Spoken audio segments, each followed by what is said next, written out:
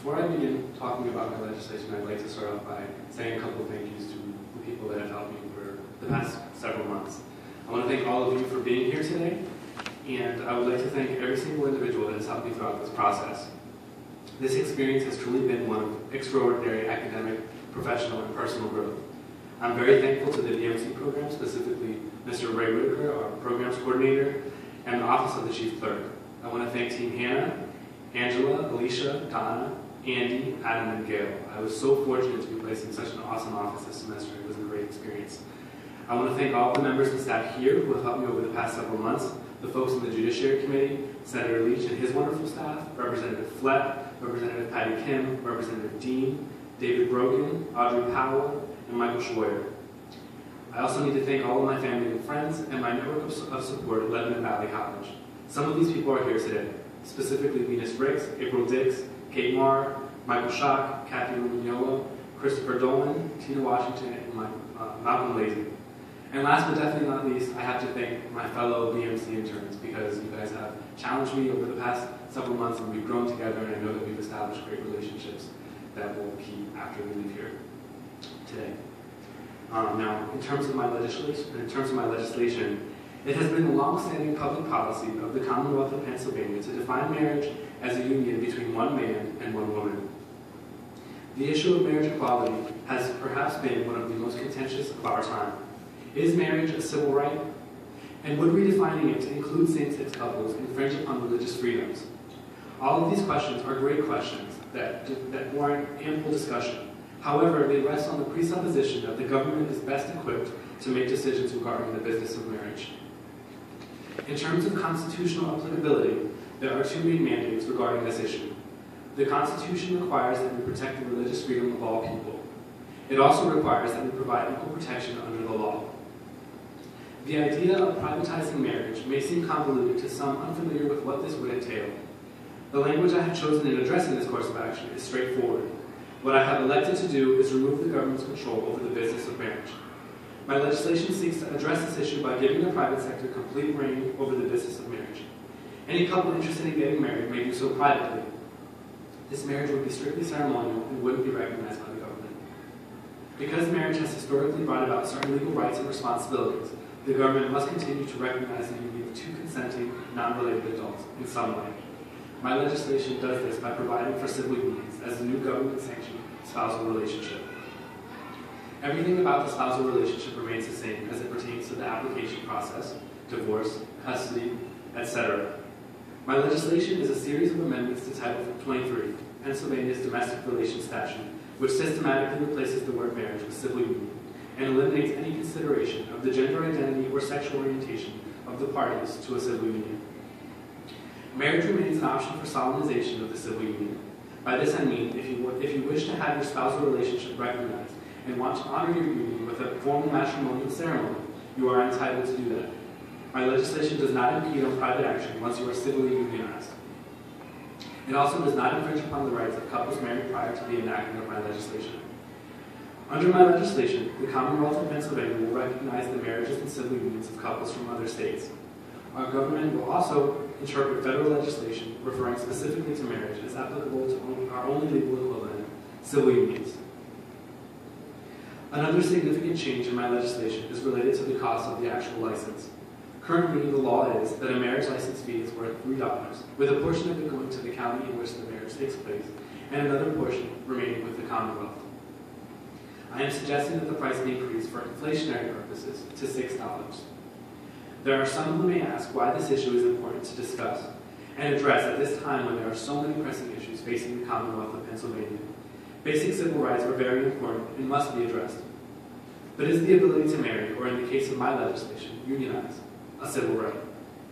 The answer to this question can be found in adjudicative methodology. The Supreme Court in Loving v. Virginia made it very clear that it is in fact a civil right. In his majority opinion, Justice Warren stated, "Marriage is one of the basic civil rights of man, fundamental to our very existence and survival. To deny this fundamental freedom on so unsupportable a basis as the racial classifications embodied in these statutes, classifications so directly subversive to the principle of equality at the heart of the 14th Amendment, is surely to deprive all the state citizens of liberty without due process of law." A discussion about marriage and the direction of the Commonwealth of Pennsylvania should be taking on this issue is not unprecedented.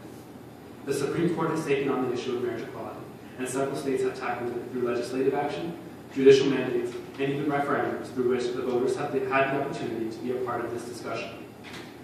Connecticut, Iowa, Maine, Maryland, Massachusetts, New Hampshire, New York, Vermont, Washington, and Washington, D.C.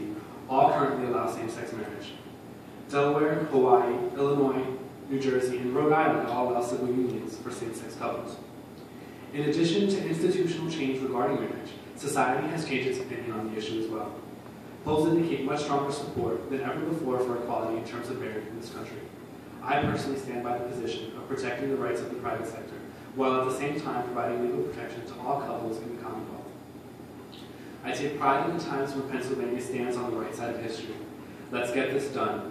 It's the right thing to do. Let's give the private sector the right to make determinations regarding the business of marriage and protect people equally under the law. As Dr. Martin Luther King Jr. once said, injustice anywhere is a threat to justice everywhere. Thank you.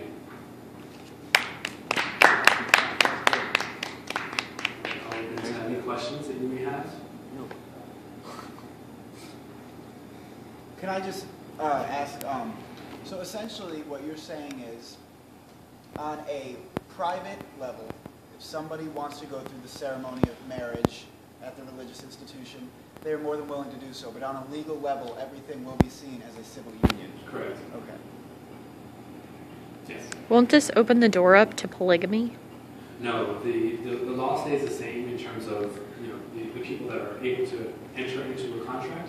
It's still two adult, non-related consenting adults. So it wouldn't open the door to anything related to incest. It wouldn't really open the door to anything related to bestiality. I know that those are some concerns and they're worth discussion, but no, my legislation wouldn't.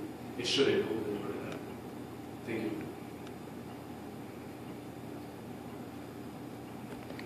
Yes. What about how the other statutes are written, where they refer to like a spouse as a female or male?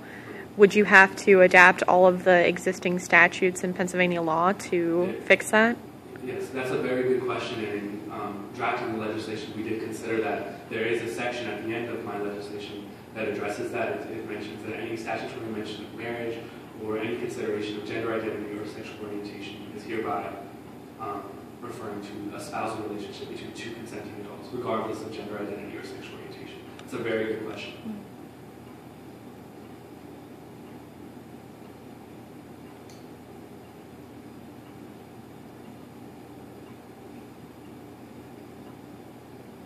Is there anything that you want to include? You're running about 7 minutes. I spoke really fast, too. Yeah, you did. Yeah, a little bit. I mean, it wasn't enough that I understand. Is there anything you were holding back waiting in terms of questions? Because I think if you go into a little bit of a discussion on the historical background, I know you kind of touched on it a little bit, but I think that maybe that's an area where I'll go more even in depth with what your states instead of just giving a list of all the states, which I think is very important. Maybe giving an update or even a current events type of update was being talked about now. You mentioned about maybe it's just very important. Maybe we'll know more by next week, but maybe going into their historical perspective or touching on current events, just to add a couple more things. I can definitely do that. I mean, I have a ton of articles and lots and lots of information. I just wasn't sure what else I was about. I'll definitely. Yeah, I know you said you had some statistics. Maybe you can include more of those in there. Sure. People better understand. Sure. And what about religious institutions? I'm not sure if you touched on this. Would this legislation force religious institutions, churches, to marry couples, same-sex couples? No. The only time that religious institutions will have a part with anything is the fact that we wanted to accommodate the couples that still want to have a marriage. We allowed for marriage to be an option for solemnization. So if you want to celebrate or honor your civil union in a church, you can absolutely do that. Again, it's a strictly ceremonial thing, but you would just have to find a church that's willing to do that. But we wouldn't force the church to do anything, just to respect the separation between the church and the state. This is all about individual freedom and empowering the private sector to do what it wants to do. So it wouldn't be one of those things where someone could then go to court and file a lawsuit against a church for discrimination? I don't believe so, because I don't think that they'd have standing. Being that marriage would no longer be a legal entity, it wouldn't be an institution related to government, I don't believe that they'd have standing in a court of law to sue a private sector organization, whether it be a church or anything. Is it necessary to include in your legislation that Pennsylvania would recognize other civil unions? I'll tell you why I asked that. No, go ahead. If that portion, is there a severability clause? If that portion of your bill was not unconstitutional for some reason, or if it was decided to be yanked out of it, would you see that as a determining factor to kill your bill, or would you be willing to take that out of it? I can see that being a contentious portion of it. Originally, I hadn't even thought about what would happen in terms of transferability, but in discussions with the lawyers, they decided that it was probably important to include that as an essential part of the bill, just because of the Defense of Marriage Act, and it gives the rights to determine how they will view the marriage licenses of other states. But there is a full faith and credit clause that says that we will acknowledge, recognize all other acts and records of other states. So I believe that it's important for, if there's a civil union license in New Jersey, it should be recognized in Pennsylvania. That way we don't disenfranchise the unionized couples in New Jersey when they come to Pennsylvania. That's exactly how I wanted you to answer. Good.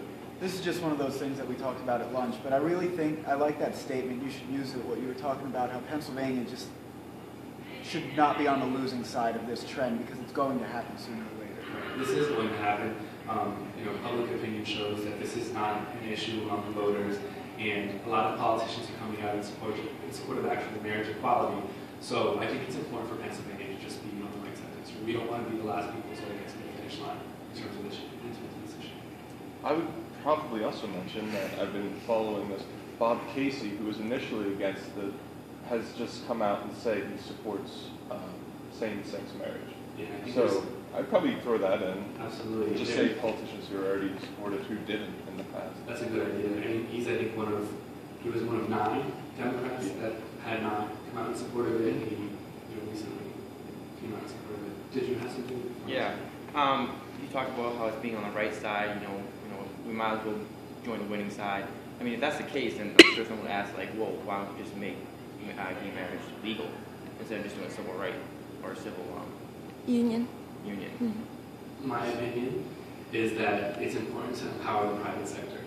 And there's a claim, and it's not necessarily my own, but there's a claim that allowing gay marriage would be the equivalent of infringing upon people's religious freedoms. And so I think it's important to empower the private sector and just allow for